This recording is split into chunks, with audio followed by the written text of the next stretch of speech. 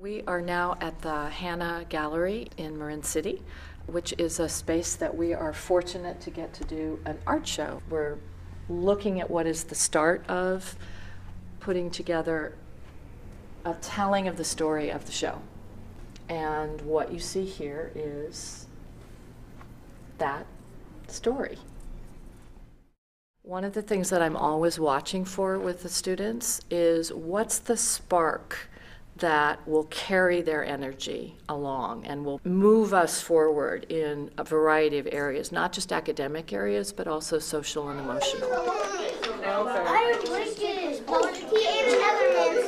You notice that the kids really enjoyed building. The kids were interested in building houses and buildings and architectural ideas. And so that led me to think about how can I use this energy to carry us into other aspects of the curriculum. So I've worked over the course of this year to do an integrated unit that crosses visual art, science, social studies, and literature. One of the things that we have worked on over the course of the year is the different materials operate in different ways, and that is all about the science, which is called physics. And we have looked at a whole variety of buildings that are quite amazing to look at. That's been a way into physics.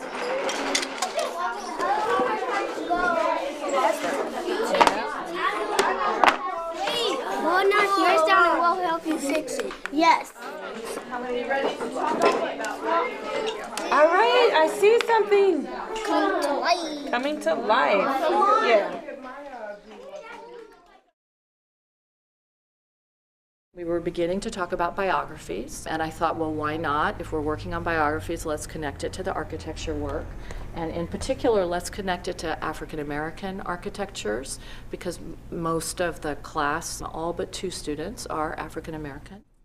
Here's a book. It's hard to even see. I don't know if you can see the title of it, but because it's black on black. And you would think, oh, it can't be very interesting. The kids flock to this book. Opening it up. Well, I wonder if Mr. Williams is in this book and what his buildings look like.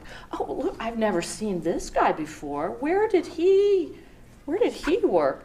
Oh, and Miss Franz, there's that kind of energy is so exciting to see. And for them, the difference between the beginning of the year, where there was an enormous amount of angry energy, there still is that angry energy, but there's also this full of life and spirit energy around doing something like this.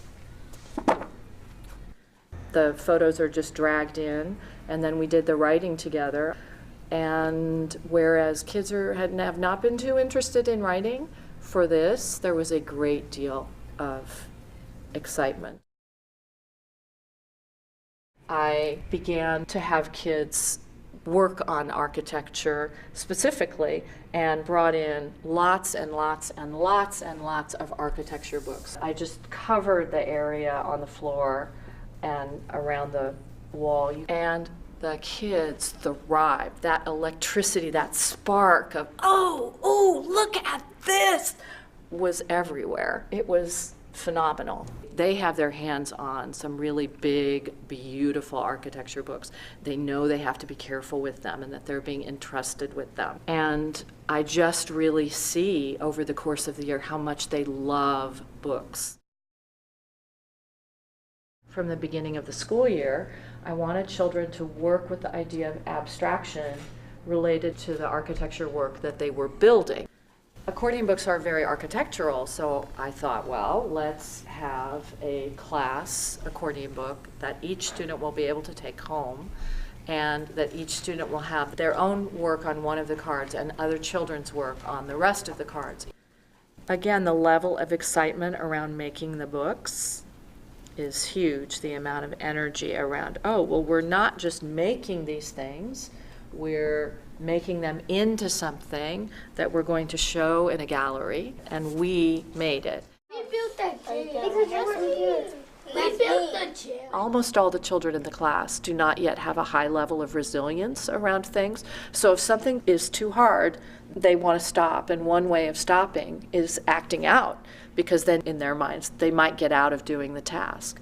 But doing this kind of work allows me to work around, you did it here, you can do it here, let me teach you how to do this. Let me help you figure out how to do it in this context.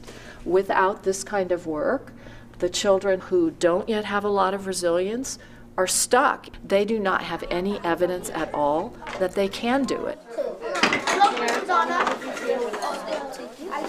One of the kids was busy building his tower, and it must have fallen 6 or 7 times. He was completely into, all right, let me build it, and then let me try to stabilize it with the Kapla blocks. I used like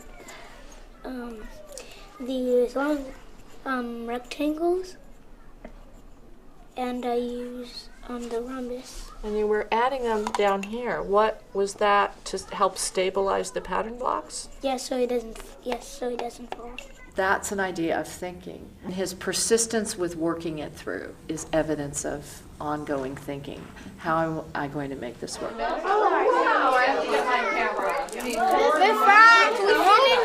This has been a very powerful experience for all of us, not just for the children, but for me. One of the things that the project has done is give me permission to do this kind of work. I've always been able to say, this is what we need to do and this is why we need to do it on behalf of the children.